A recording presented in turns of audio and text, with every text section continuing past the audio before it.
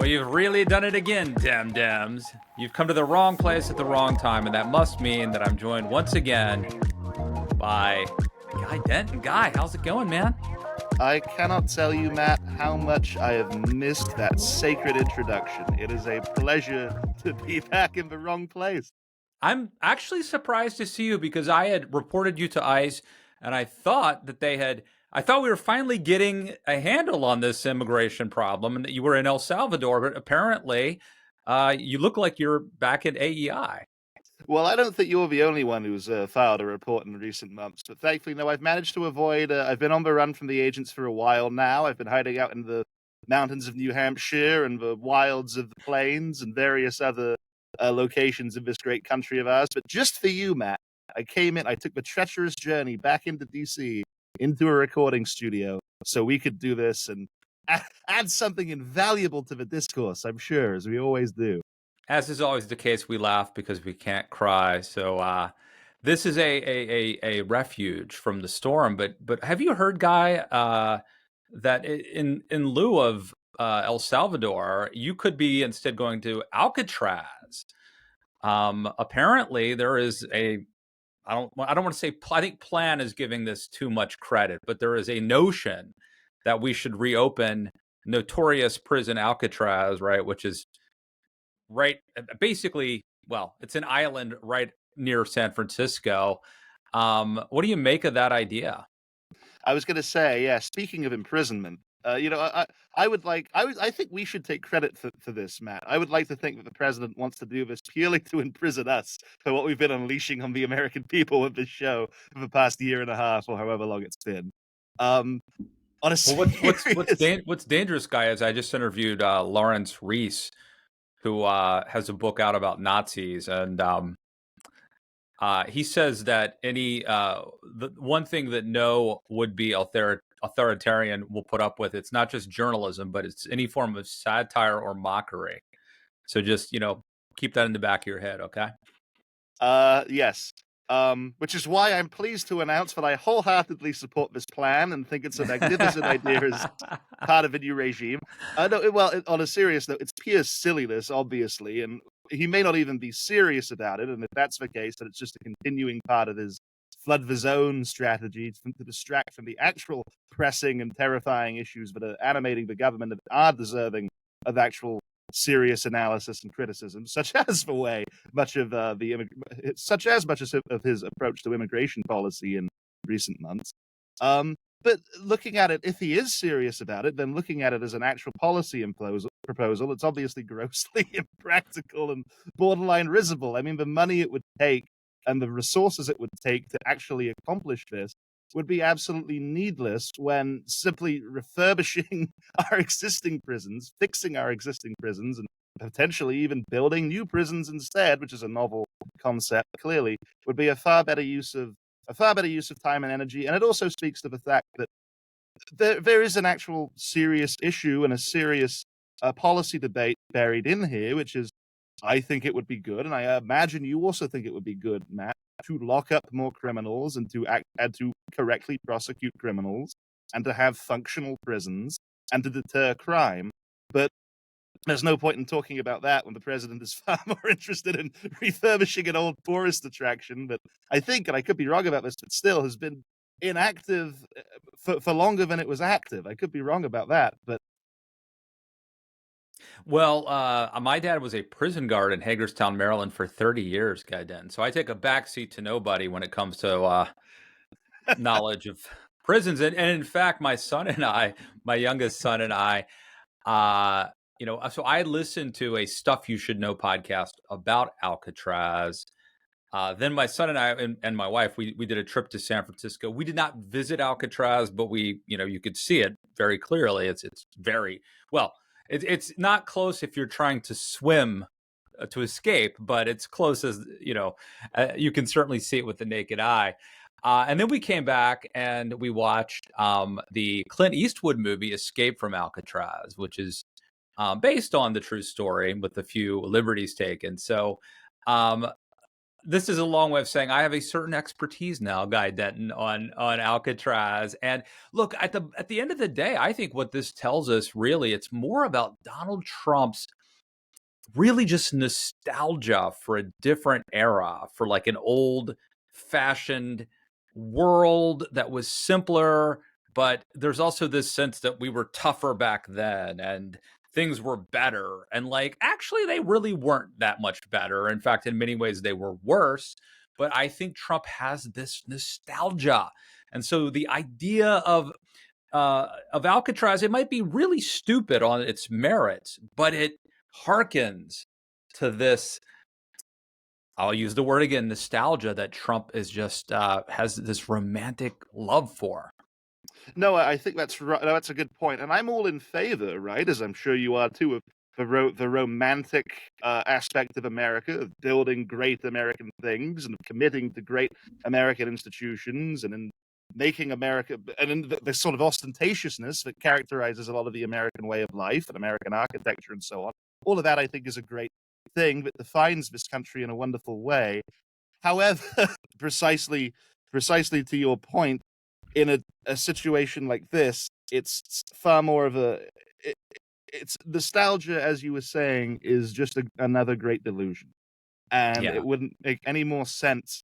And it would trying to harken back, as you say, to some sort of golden age where law enforcement, I suppose, in the president's mind, was tougher and more brutal and more reliable. Doesn't really make much sense. What might actually make what might actually make sense electorally and as a policy matter, if you want to win and want to be seen as tough on crime and accomplishing good things, would be to, again, actually commit to our criminal justice system and to the prison system as it looks now, and to work toward reforming it and moving forward in positive ways, rather than attaching yourself in a deluded way to the past. Rush Limbaugh used to have this line where he talked about symbolism over substance, phony baloney, good time rock and roll sort of stuff, something like that. Do you remember Vaguely, that? yes. And Trump, that's Trump. It's so ironic, but I mean, Trump, it's really symbolism over substance. Like the idea of opening Alcatraz, maybe substantively a bad idea, or maybe just not that important, even if we did it, even if we spent the money. But the symbolism, that Trump loves that symbolism. And he and there is a good segment of the public that loves it as well.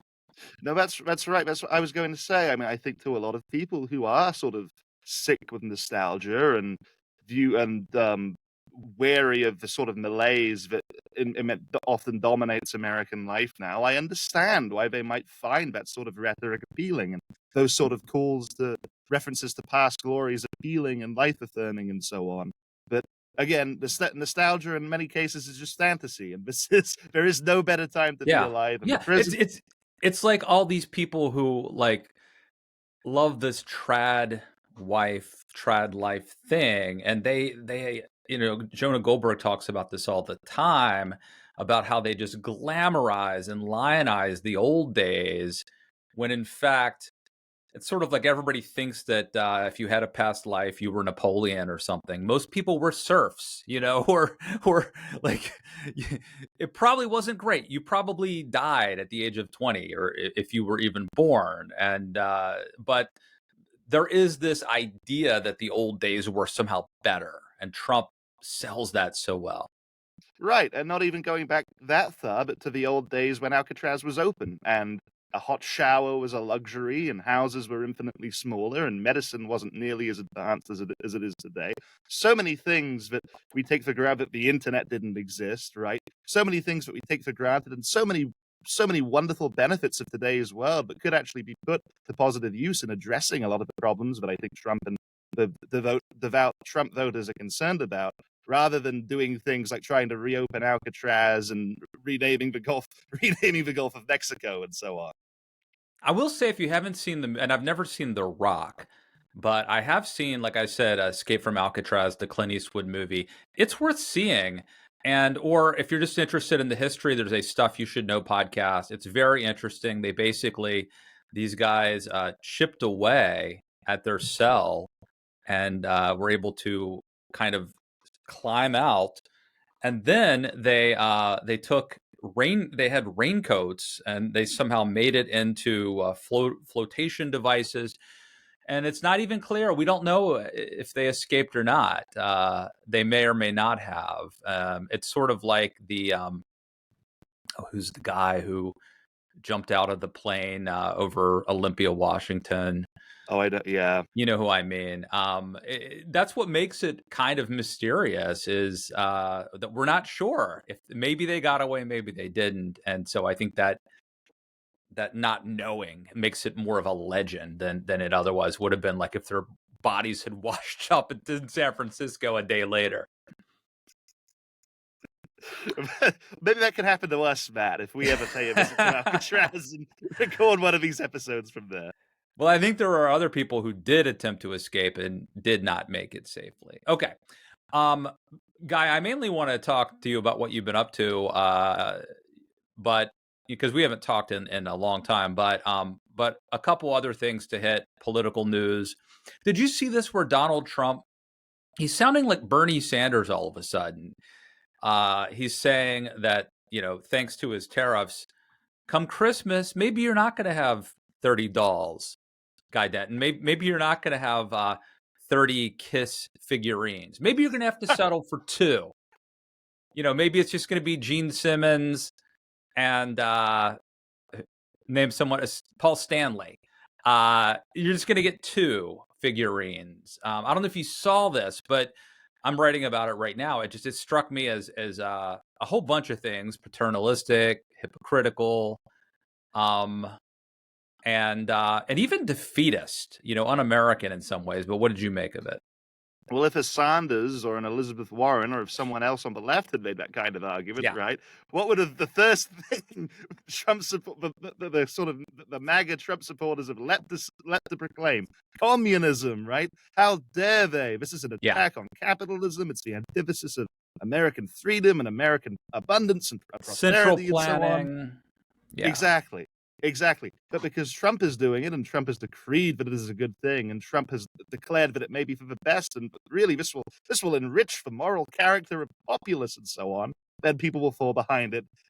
People will fall behind it. However, I do have to question though if people really will fall behind it, including a lot of the people who are in Trump's camp, and if things really are that bad and they can't have everything they want at Christmas, but they will remain as devoted to him as they have been in recent months and as they were throughout the election cycle. I mean, if the economy doesn't improve and if in fact the economy keeps sinking, Trump was elected with a very simple mandate: to fix the economy, to get things animated again, to make things prosperous again, to make things happier and more peaceful and better again. Ironically enough, since he made them so so uneasy and unsteady in the first place, but nonetheless, that's why people fell behind him. And instead, he's done the opposite.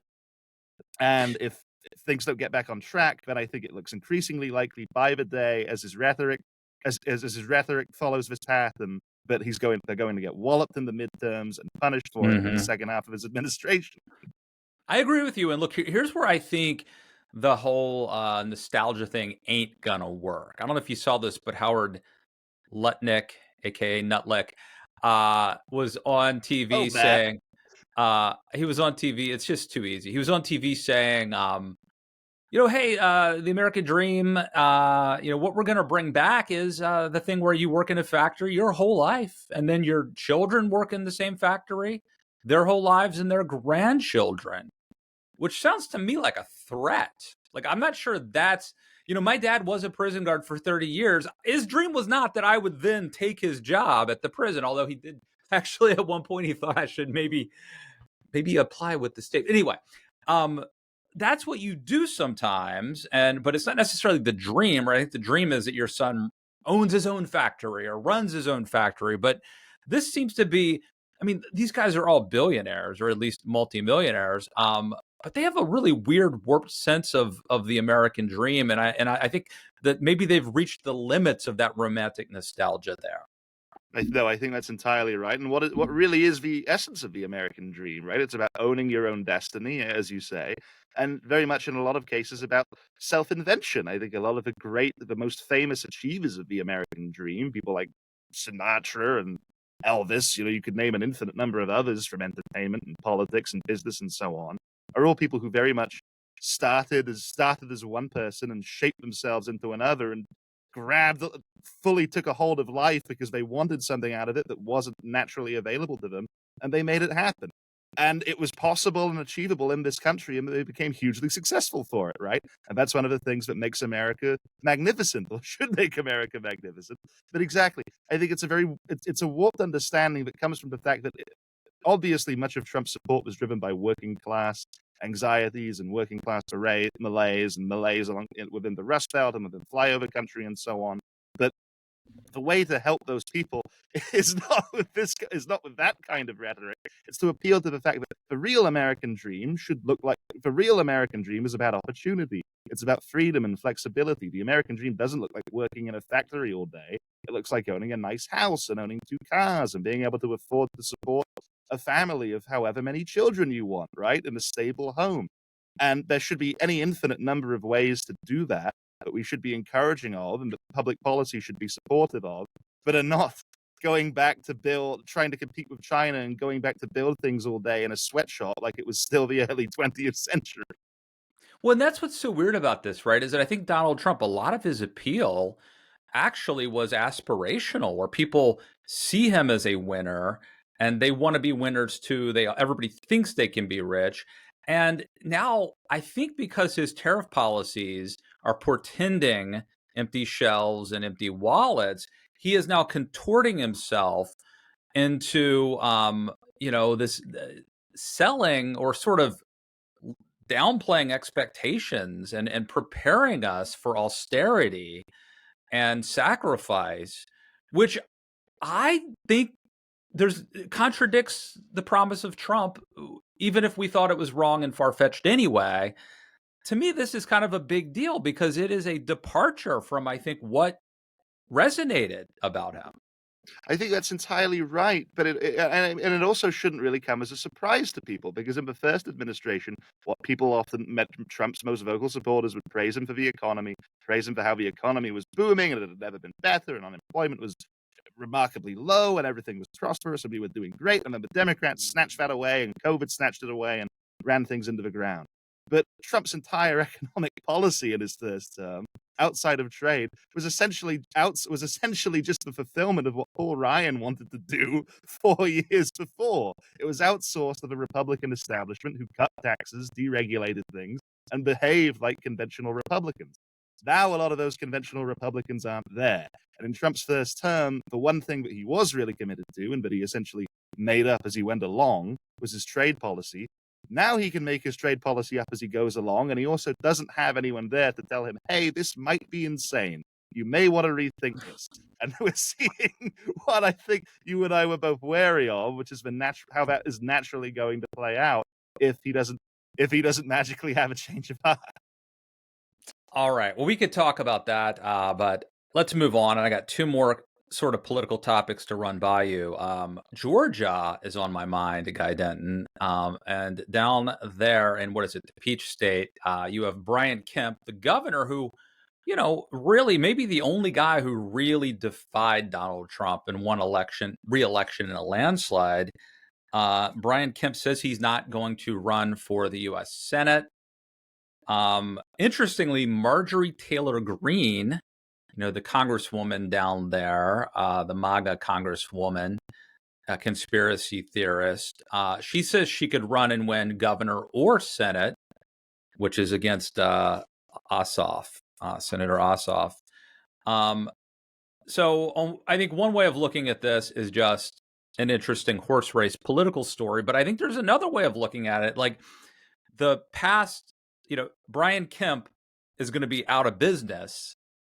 So his brand of Reagan conservatism heading for the exits, right? And so he can join Mitt Romney and all the other former Bush-Reagan type Republicans. And Marjorie Taylor Greene is ascendant, could be headed to the governorship, could be heading to the U.S. Senate. What do you make of that, Guy Denton? Yes, well, I think that is, it's a clever. I think it's a political play on Kemp's part, because Kemp is most likely eyeing a run in 2028. And Kemp doesn't want to be burdened by having to run for the Senate and being thrust into a position where, if he, in fact, does not personally agree with what a lot of the president is doing and what a lot of the MAGA wing of the party is going to fall behind, he doesn't want to be stuck in a position where he's going to have to fight against that, get on the president's bad side, and potentially tarnish his reputation internally in the process, right? I would expect that his internal thinking is that if he stands on the side now, helps the Republicans win in the Senate, potentially works with Trump and works with Greene and works with the Trumpist wing, and then when Trump departs in a couple of years, he can position himself for a 2028 run, and hopefully, which would be a nice outcome for the both of us, get the GOP back on a more Reaganite track that, as he has governed excellently, I think, emphasizes sober rhetoric, an actual sensible economic policy, a sensible approach to crime, a sensible approach to immigration, a sensible approach to all these other matters that have been slept up in a lot of the insanity of the last few years. Dream on, Guy Denton. Well, look. There are valid reasons to run for president besides winning. We have seen people fail forward, and maybe that's possible. I mean, I'm hesitant to uncategorically. I'm hesitant to paint with a broad brush and rule anybody out because we live in crazy times where anything could happen. But I find it almost laughable that Brian Kemp would think he could actually win the Republican nomination, much less the presidency in 2028, even if Donald Trump leads us into a depression and his policies are discredited. It's going to be like J.D. Vance or Donald Trump Jr. or Tucker Carlson or maybe RFK Jr. So it just seems implausible to me. But people have, Mike Pence obviously naively thought he had a chance. Nikki Haley thought she had a chance, and so people talk themselves into things. But I'm not buying. I was trying to provide a modicum of hope and optimism, and you have squashed it expertly, Matt. That's fine. And I'm not even really going to. Don't make me activate the collar, the electroshock. Every time you get optimistic, we got to bring you back to reality, my friend. This is 2025.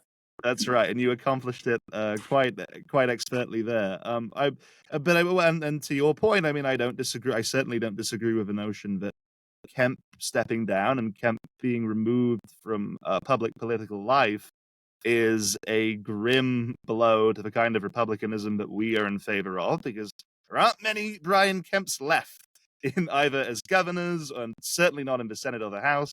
And as Kemp falls, you have Kim Reynolds, maybe Youngkin, a few others out there who are towing the old line and who in their governorship have been in recent years very much emblematic of what a successful and sane Republican approach to politics should look like, and the proof of that is in the pudding and how well their states have been doing.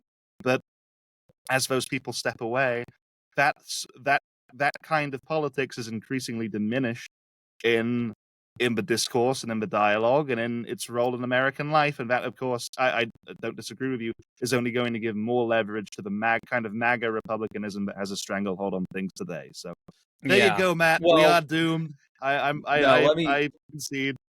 But let me go even darker. Look, I get that Brian Kemp, stood up to Trump to a certain degree. And that, he espouses sort of normie Republican policy ideas.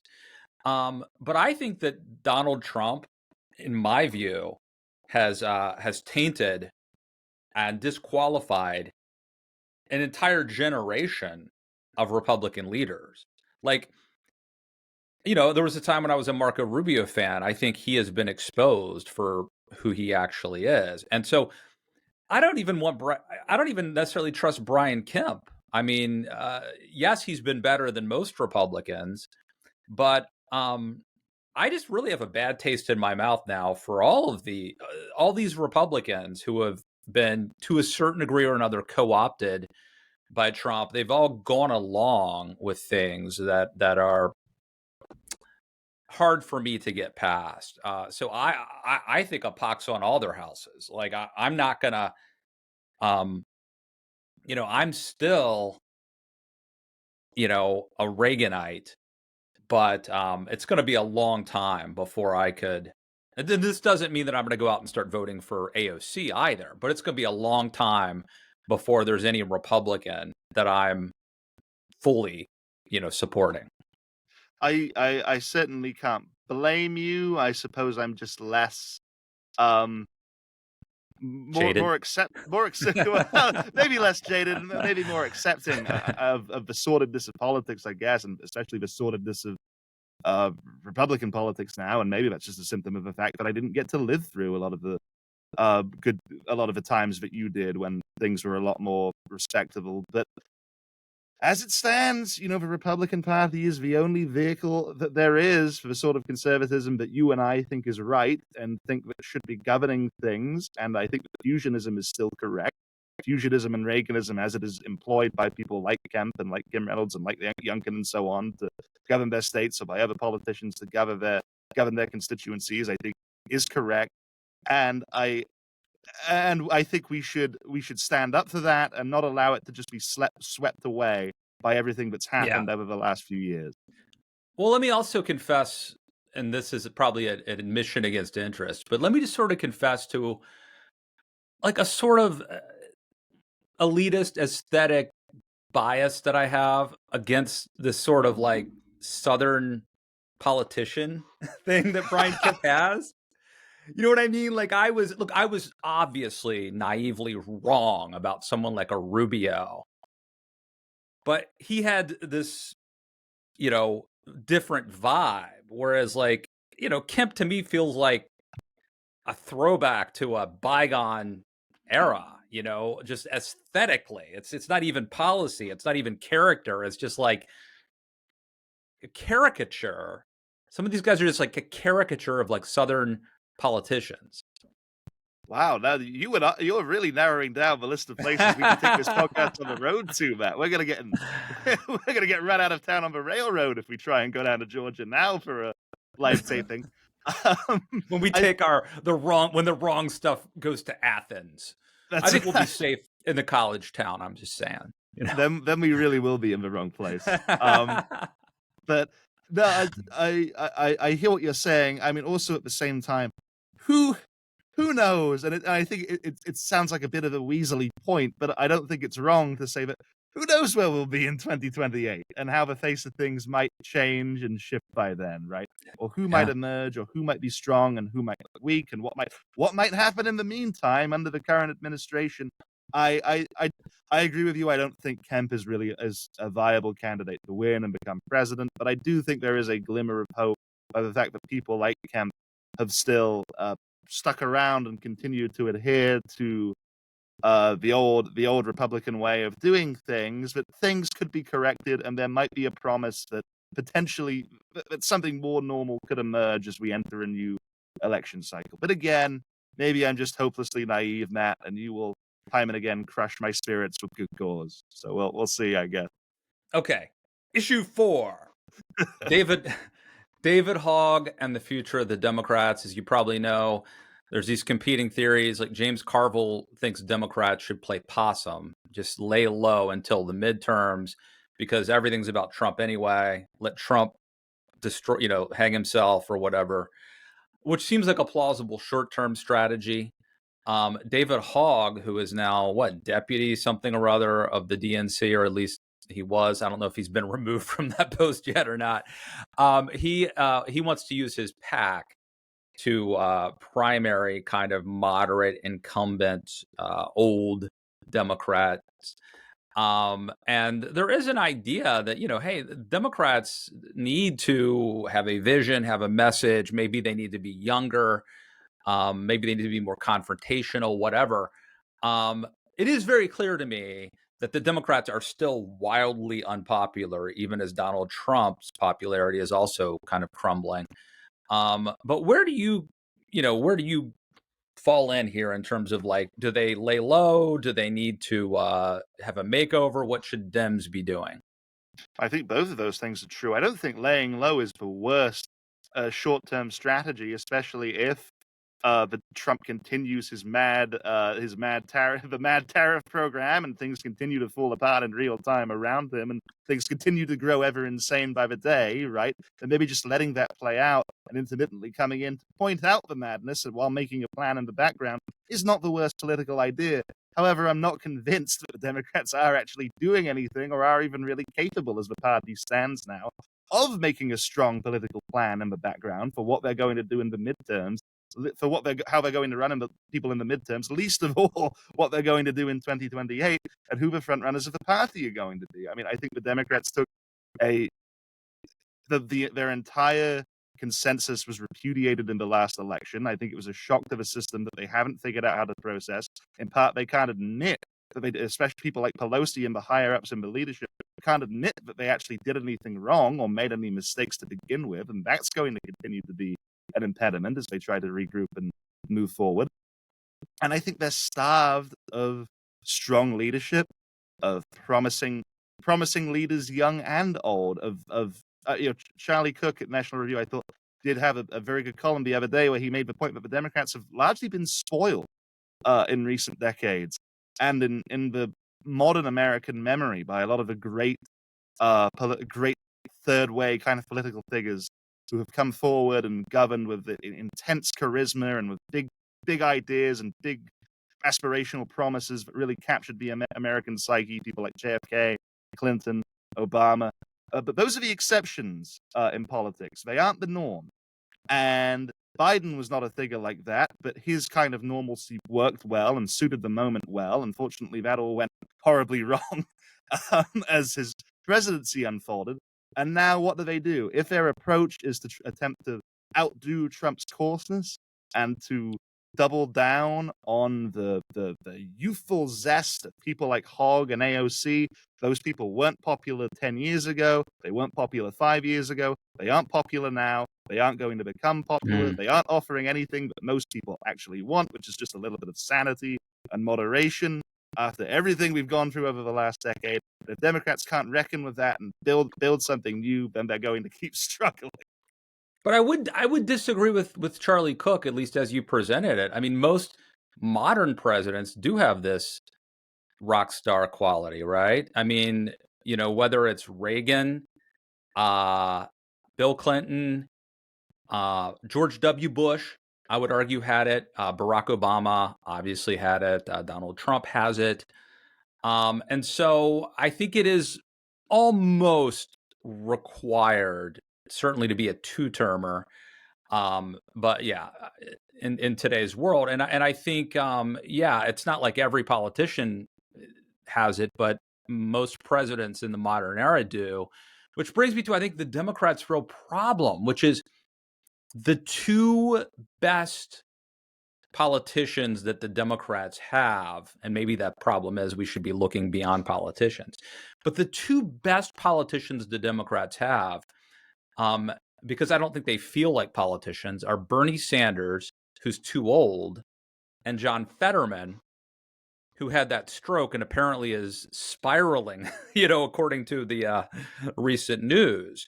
So it's just a shame if Bernie were 10 years younger, or if Fetterman hadn't had that stroke. I think the Democrats would kind of have that, the same luck. You said they got lucky, right? Earl Weaver said momentum is tomorrow's pitcher, your next day's pitcher. Like if the Democrats had Bernie just sort of waiting there ready to run, that covers a multitude of sins. We'd have this guy who is, authentic, obviously too left wing for my taste, but authentic, can go on Joe Rogan, probably get Rogan's endorsement. And I would imagine you have a lot of Trump voters voting for Bernie, actually, if he were young enough. But it seems like he probably is too old. So that's the problem. Who is the standard bearer? I don't think there's an answer, and until that to me, it doesn't matter what the party does. They can do all the makeovers they want without the standard bearer who has that rock star appeal and the charisma and the authenticity. It's not going to work. Well, and how can there be a standard bearer when there isn't even a standard, right? The party doesn't know what it stands for now or what it But the believes in now. standard bearer makes that happen, right? Donald Trump, trust me, there was an autopsy. There was a plan. Trump said, no, we're doing this. You know, That's a whoever the good point. nominee is, he is the one who, or she, decides what the standard is. No, that's a good point. But the timing might just not be right for someone like that to emerge from the Democrats, right? And if that's not the case, then they do need to actually try their best to formulate a new standard themselves and to formulate a new plan themselves and to formulate a coherent kind of agenda that they can present to people and that might actually be an appealing alternative. And I don't have any faith that that's going to happen or that they're nearly collected enough in the short term for that to happen. All right, I want to say real quick, circle back to my previous comments about not Purdue, Brian Kemp, about what bothers me, because I had some superficial concerns about him. This is somewhat superficial too, but I think it's also a little deeper. He reminds me of a college football coach. Do you know how like they always feel like they're so put upon to do interviews? Like I got real work to do, but I gotta, and they're so surly. Like even think of Bill Belichick. They don't want to dance. They don't want to communicate to the press. Like they grudgingly go out and like they act like they're bothered to talk to you. And I feel like Kemp has that attitude, that college football coach attitude that just kind of rubs me the wrong way. I feel like part of the job is talking. Get up for it. Get it, maybe drink some coffee. I'm on my 5th cup. It's part of the gig, and I feel like he thinks it's beneath him. That's the impression I get. But do you get that same sense? Well, I have to say I haven't seen Kemp be interviewed that many times. Okay. But if your characterization of that is right, then I think it does speak to a true point, and a point that both the Democrats and the Republicans equally are going to have to reckon with, that presidential campaigning is every bit about artifice and about superficiality, right? And superficial considerations and careful superficial careful the careful creation and curation of an outward charm and an outward appeal, Mm-hmm. as it is the substance of what people have to offer. And Trump, say what you will, Trump certainly had his own kind of superficial appeal and his own kind of superficial aesthetic. And I think, again, to your point about Bernie, someone like a Bernie, I don't think it's a viably electable one, but Bernie certainly has his own image in that way. Do the Republicans have any? Do the moderate among moderate Republicans, right? Among the Republicans who aren't fully in the MAGA constituency now, could any of them really offer that kind of image or offer that same kind of, or do any of them have that same kind of strong media presence? My underrated pick that no one really is talking about is RFK Jr. Actually, but I think no one's mentioning him, right? People say Don Jr., people say J.D. Vance, people say Tucker Carlson. Hell, I've probably even said Candace Owens. I think RFK is the underrated pick, because he's the person like Trump that I can't believe everyone likes, and yet he's wildly popular in certain corners. In certain corners, but if you try to translate that onto a national stage, I'm skeptical. That's what we said about Trump, Guy Denton. There are these Maha moms, people you would never expect that I bump into that are fans of his. It's weird. That's what reminds me of Trump. That's why I think he's underrated. But again, on a superficial level, and this is just, it's not me making fun of his condition, but it is just an observation of reality that anyone with that kind of voice, I think, is Doesn't going matter. to. I see. I think it does. I think it inescapably does. I think I'm more skeptical of this than you are, it seems. I'm like you in the sense that I can't believe it's not a problem. It's like the new butter. I can't believe it's not a problem. But I actually think that this is all these things that you say that about RFK, there was some version of it, not a perfect analogy, but there was some version of, yeah, but Trump could never get elected because he's been married 3 times. He's a casino, well, whatever. Like, I just feel like there's something there. Maybe I'll be proven wrong. Probably, because the odds are that it's going to be, The Rock versus, I don't know, who's the football analyst that everyone's talking about now? Stephen A. Smith. It'll be The Rock versus Stephen A. Smith. Okay. But anyway, Guy Denton, before we get you out of here, my friend, what have you been on any Kiss cruises? What's been going on?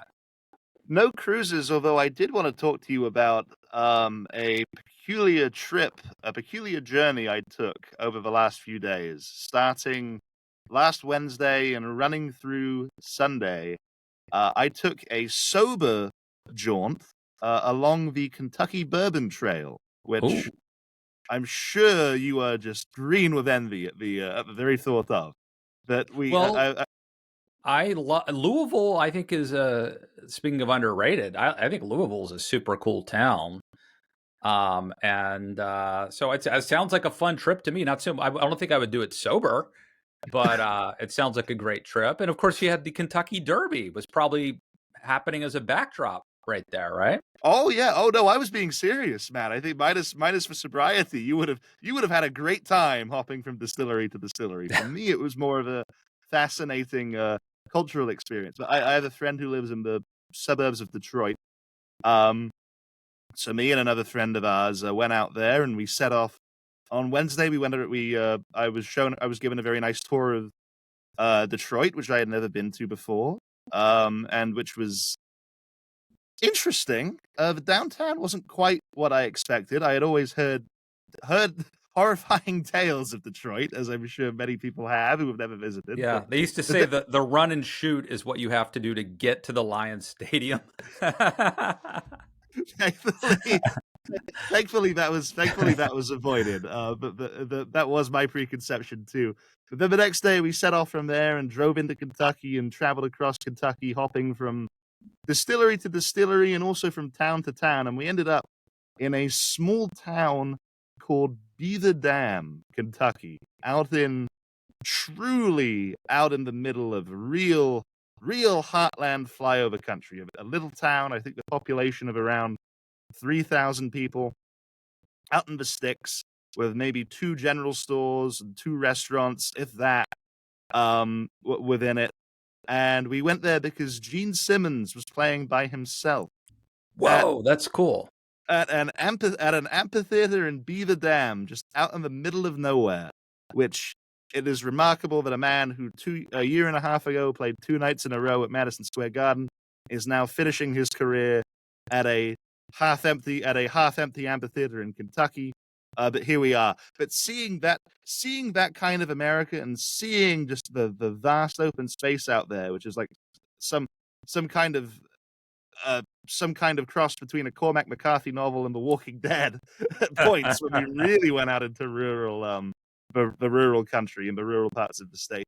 It really is remarkable. We went to a Waffle House, which I had never been to before. And it was a very enriching and educational experience. Very much speaks to why, despite for all the things we may despair about and may complain about and so on, this sure is an incredible country, and there's such rich variety to it, such grandeur to what it has to offer. This is a place where you can go to the Metropolitan Opera one night and then the next day fly out to Lexington and go see Gene Simmons at a Hickey Amphitheater, where I was told that in a restaurant an hour before we got there, he went in and was making fun of all the waitresses for how they talked and tipped less than 20%. So that speaks to his character. But still, this is such a rich, wonderful place, and that whole trip really just reinforced that. Oh, you've done it again, Guy Denton. You've reaffirmed my belief in the world and the country. I feel uplifted, positive, a little warm. It's an unfamiliar feeling that I haven't felt in a long time, but this is making me happy. I like this. This is great. Trust me, all that bourbon, and I obviously didn't drink any of it, but all that bourbon, I'm sure, would have given you a very warm feeling. What's remarkable, too, I should say, for the listeners who drink, who may actually want to do this and do it for reasons of consuming alcohol, all of these distilleries, it was even just that, the fact that I didn't drink and enjoyed myself is testament to how interesting a lot of these places actually are, because they're all over the map. Some of them are right in the middle of big cities and towns. One that we went to was truly out in the middle of nowhere. We followed this winding road for about a half hour that up and down and up and down, and there wasn't even any paint on it, through farmland and just these sprawling trees with the occasional house or shack on them, to get to this colossal factory distillery sitting in the middle of the country, but inside had this gorgeous modern architecture and art displayed, and this wonderful bar, and all of these, and these giant these rooms that look like something out of Scooby-Doo, these giant rooms where barrels were all lined up. Really, really incredible. And if anyone listening to this who may be interested, I would encourage you to go, and then you could enjoy the history and the alcohol, which I was unable to. Well, I haven't been to Louisville in many a year, but my wife does a lot of work down there, and she recently did like a event at, I don't know if it was a distillery or a restaurant, but it's the gym that Muhammad Ali used to work out in when he was growing up there, and very cool stuff. I think, as I recall, there's a really good minor league baseball team in Louisville, and of course Senator Mitch McConnell is from a lot of history, a lot of good stuff to do. So, Guy, thank you for restoring my my optimism about the country. Things are slow here. I've just been watching Prestige TV. You know, your Friends and Neighbors, the John Hamm vehicle. What's the other one I'm watching? I like John Hamm. Is that any good? I really like Mad Men. Yeah, it's worth seeing. It's worth seeing. Basically, he's this kind of rich hedge fund guy who's got a wife, an ex-wife, and child support and a reputation to uphold, and he loses his job, so he starts stealing from his friends and neighbors. So that's kind of the premise. So I would recommend it. Apple TV. Check that out. And Guy Denton, any final thoughts before we get you out of here? Not that I can think of. I'm just glad that we started off. This show really followed the structure of a great film, Matt. We started off in the depths of despair, slowly rose up, plummeted back down again, and then at the end we were revived and reached a height of warmth and optimism. So if that isn't proof positive that there is hope, I don't know what else is. And clearly you can only find that hope by coming to the wrong place at the wrong time. And I should say, I keep notes on my phone of things that we should talk about, and I had a lot of funny things that are now 3 weeks old that we should have. I was hoping we were going to show. We finally did it. It's great to be back in the saddle. Our deal, of course, is they drive us wild, we drive them crazy. Cold gin time again, my friend, and we will see you back here, God knows when, sometime in the near future. Guy Denton, see you, buddy. See you, Matt. There's no escape.